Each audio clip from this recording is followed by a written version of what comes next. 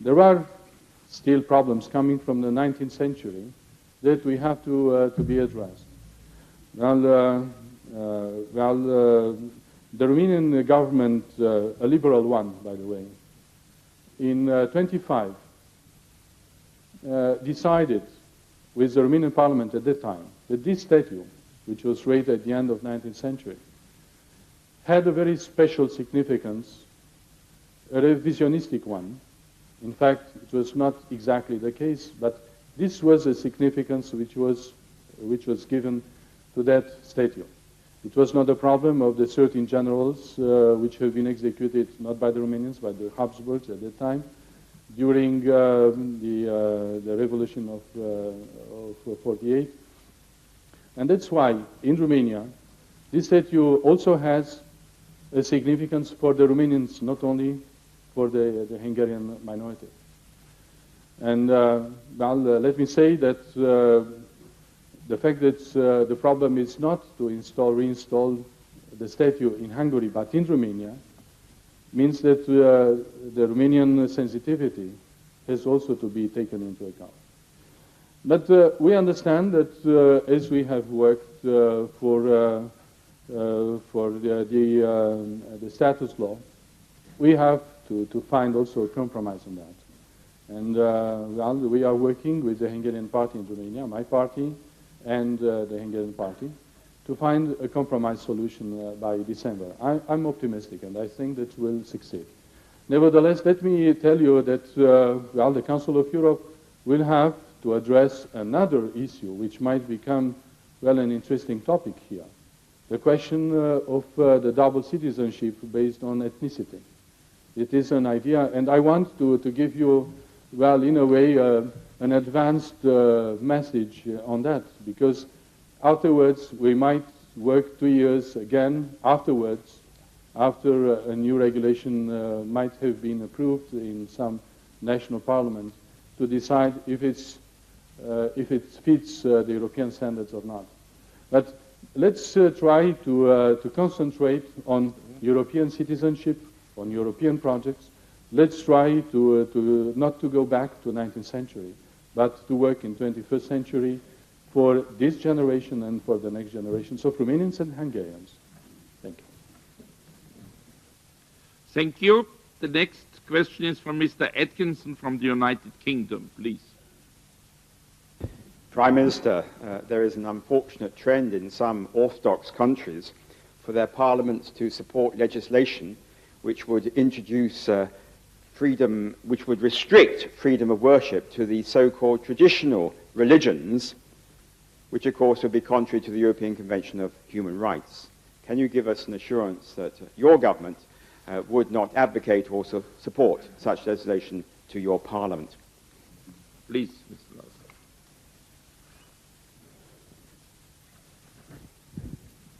Mr. Atkinson, you know that we have worked together for a long time on this subject, and also as a rapporteur of the Parliamentary Assembly on the question of the sects. We have discussed here or in various commissions this issue. So I want to reassure you that the future regulation on the freedom of religion in Romania will take fully into account the European standards. Thank you. Next question is from Madame Durieux from France, please. Merci, Monsieur le Président. La Roumanie est membre du Conseil de l'Europe depuis 10 ans. Vous avez effectivement ici beaucoup de partenaires et d'amis. Et vous avez dit, Monsieur le Premier ministre, que le Conseil de l'Europe était l'essence même de l'esprit européen. J'aimerais bien que vous nous précisiez un petit peu les contours de cette Europe future, puisque vous avez dit que c'était une mission commune, en termes politiques et en termes de sécurité commune. Merci. Merci infiniment de votre question, Madame Durieux. Je fais partie de ceux qui croient dans la mission historique de l'Europe. Évidemment, c'était important pour l'Europe de se réunifier, et il y a encore des mesures à prendre. Il inclut le fait que la Roumanie et la Bulgarie devraient devenir membres de l'Union européenne d'ici jusqu'à l'an 2007. Mais je crois en même temps qu'il est nécessaire de comprendre qu'une Europe qui a déjà une politique commerciale commune, une monnaie qui est commune pour la plupart de ses membres, une Europe qui se prépare à avoir un seul ministre des Affaires étrangères, c'est une Europe qui comprend qu'elle ne peut pas jouer un rôle global si elle n'évolue. Si elle n'évolue aussi du point de vue d'une politique de sécurité et de relations internationales communes. Donc, je sais qu'une constitution, soit-elle nationale ou européenne, ne peut que refléter le rapport de force et l'image et les intérêts des acteurs nationaux ou étatiques. Mais je crois beaucoup à une Europe unie, à une Europe puissante, pas seulement du point de vue économique, mais qui puisse jouer un rôle global aussi du point de vue de la politique internationale et de la politique de défense et de sécurité commune. Thank you. The next two questions both will refer to autonomy questions. I will put them together. Please first, Mr. Gedai from Hungary.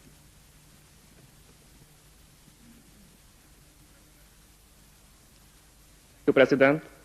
Dear Prime Minister,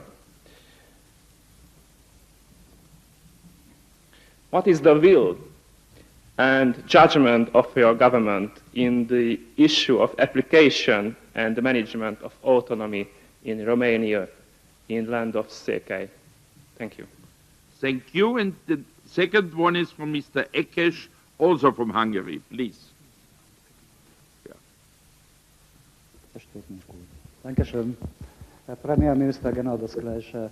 Es steht ein Bericht von Andreas Gross wegen der Autonomiemöglichkeit für die Minderheiten. Wie sehen Sie die Möglichkeit, auch die Regionalpolitik einzubauen in Rumänien? Die zweite Frage, wie weit steht denn kirchliches Eigentum zu regeln? Dankeschön. Please, Mr. Prime Minister.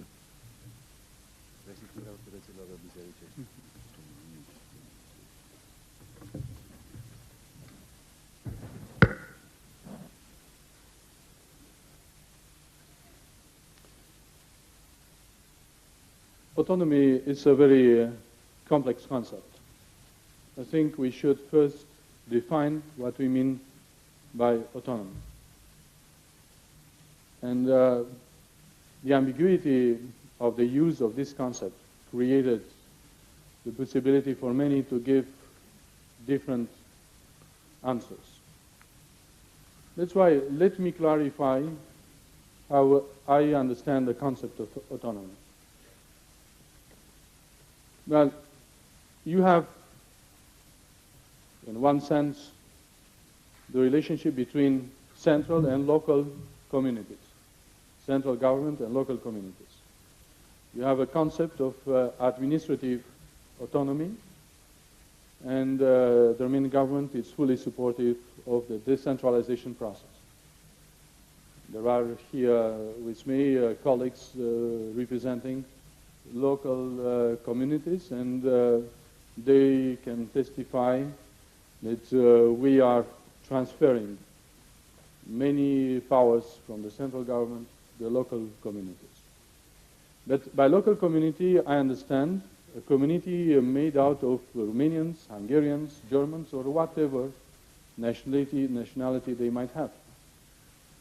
Now, it's not, that's why I cannot accept the problem of the ethnic autonomy as a concept or a reflection of a concept of collective rights of minorities.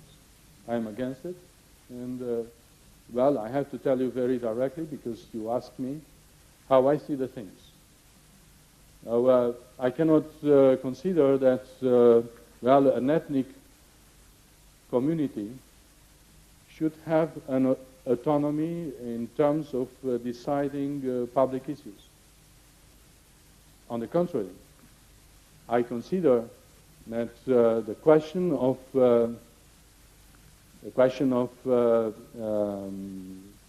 cultural identity, individual cultural identity,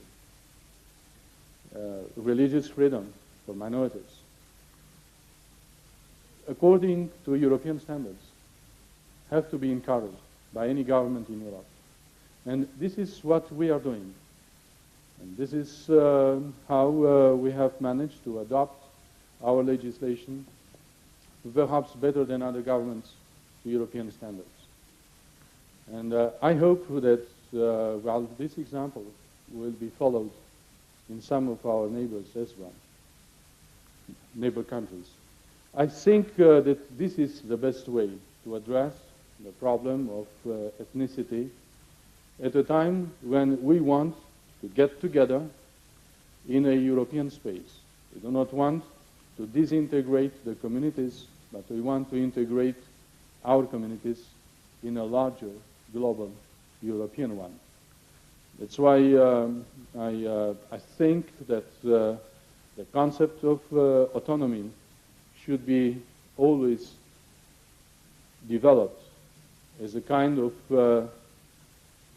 philosophy through which the decision is brought closer to the citizens, but without creating splits or different type of enclaved approach inside the existing countries. And I'm sure that, well, the Romanian minority and the Romanian minority in Hungary or the Hungarian minority in Romania will have the same standards, which will give them the possibility to continue to exist with their richness of cultural values and spiritual values. Thank you. And for the second question, the problem of the restitution of religious properties and various properties, it's something which is linked with an overall effort in Romania and other transition countries to repair, to restore, to recreate another environment for the status of property. And it's not very easy, because for decades, well, measures have been taken by the communist states in our region to modify, to change this status. That's why also we are doing exactly the same thing in trying to restitute agricultural land or forestry or well, real estate in general, or to privatize different type of assets of the state. And the problem of the restitution of the religious assets of institutions of cults, it's more difficult. Why? Because in Romania, those assets do not belong to the state. That's why it was very difficult to go step by step to arrive at compromises which have started to take place at the local level between the communities functioning there. But the state, the Romanian governments, always tried to help, to encourage this kind of settlements. And there are many examples. The Minister of Culture, who is here with me, might give you examples of various situations in which this has been done. And I think that we have to continue. It is part of a legacy of and what has to be finalized during the transition period in Romania, as well as in other countries in our region. Thank you. The next